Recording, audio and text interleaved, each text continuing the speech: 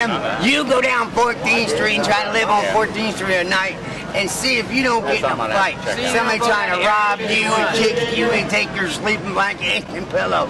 If you have some cardboard. They'll take it for your cardboard. They want to take your cardboard too. And then you got to find a spot to hide. And then everybody else is trying their little section of have a little section. Mark, come out of the tree. Yeah. You want Mark or you want everybody? Hey, are you behind that bush? Get out of here with that cardboard now. Around the corner that we pass every day, deep in the woods,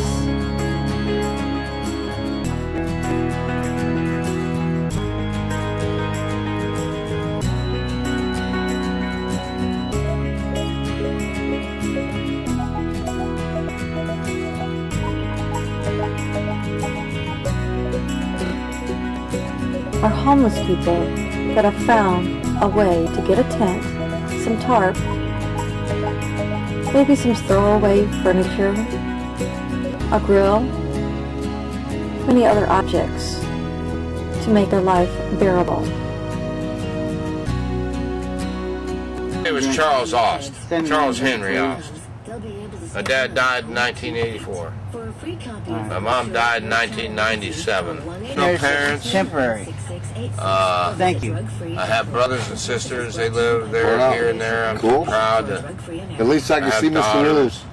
News. My cats brought him to I got a us. son. He brought us possums, I'm just too he proud brought to us baby squirrels, and didn't ask him damage for and help. snakes. And we let them all, the snakes and all the possum. But the little, I know a lot of things in life about working for. I'm lucky. I'm a welder, a mechanic, I'm strong. body Very, man, very strong. concrete finisher, block layer. Hey, there's my other girl. But right now, the economy's just so bad, I just can't get hardly anywhere. Thanks to a troubled economy that sees people unexpectedly out of work, there are new camps that develop daily. These residents become family one to another. They eat together, they share with each other whatever they may find to eat. The newer camps are kept much cleaner and they work every day to keep it that way. The sense is truly there that they are trying to help one another. A common misconception is that most of the homeless are drifters moving from place to place in search of a handout. But the reality is that they are typically longtime residents of the community and have little or no desire to move elsewhere. My name is Johnny, and I was working at Manatee Memorial when the job went down. I lost my job, I lost my home and everything, so I came out here and we found a home away from home. My name is Ben, and I consider myself a professional artist. Whatever I need, signs, sketches, business cards, letterheads, but right now there's not much of that. I'm trying to go back to school right now. But I guess you can say my journey toward homelessness started somewhere close to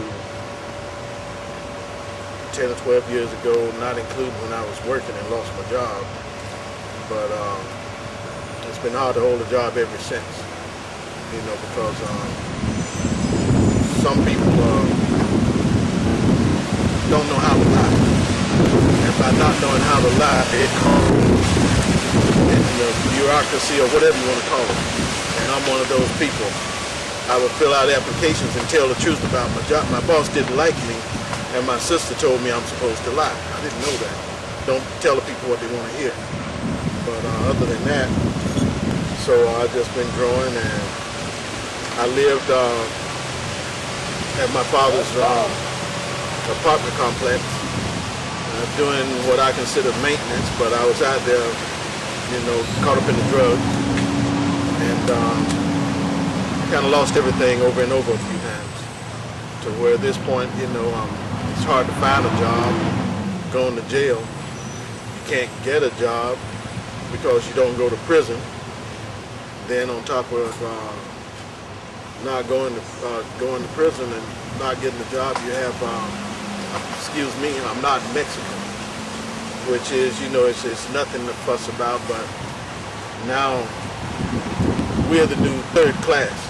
The Mexicans can come in. They don't have a history here.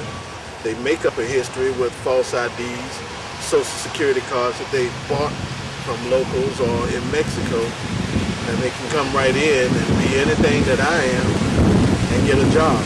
When they get in place, they have another Mexican or Latino or South American. So it makes it look like I don't want a job. I'm hiring. I'm hireable. You know, I just need somebody to be there. You know, trust in me. I'm an American, 54 years. I don't come from anywhere. I'm not from anywhere. What happened to that old adage? Buy American. Here it is. You know. But other than that, one thing that's good about my so-called homeless situation is, you know, I met my wife, my second wife, my best friend. She seen me at through the drugs. She seen my worst, you know, and she has an idea of what my best is, but I can't afford to show it right now, you know. And I just studied the Bible. The Lord's allowed me to preach and given me people to look after and take care of. I don't know why, but you know, He's seen fit for that. We go to church every 3-4 times a week. We have church right here at what's now called the Garden of Restoration. Our church is, what's our church? The Brethren Bradenton Church. Yeah, the Brethren Bradenton Church, which was used, they're changing it from Crossroads Community. And Crossroads Garden of Restoration or something like that. With Pastor Miguel, he's from Peru. Loving man. I really like him a lot. But, you know, I saw my dad the other day, and he asked me, I saw him at the local mall here. And I was glad to see him. And I don't know, he goes to church too, but people don't understand what they're in church for. And he asked me, he said, oh, so you finally decided you crawled out of the bushes, huh? And I told him, I said, well, yeah, I guess you can say that, yeah. Matter of fact, I did. You know, I can't do that. I can't live like that. You was brought up better than that. Well, I'm happy. You know, I'm happy. I got my wife. That does something. I don't need a whole lot of money. So what's your name? Roger. How long you been on the street, Roger? About 6 months now. Wow, 6 months. How did you end up on the streets, may I ask? Well, I lost my job, and when I lost my job, the company I worked for rented me the home. They evicted me because I couldn't make payments. Went downhill from there.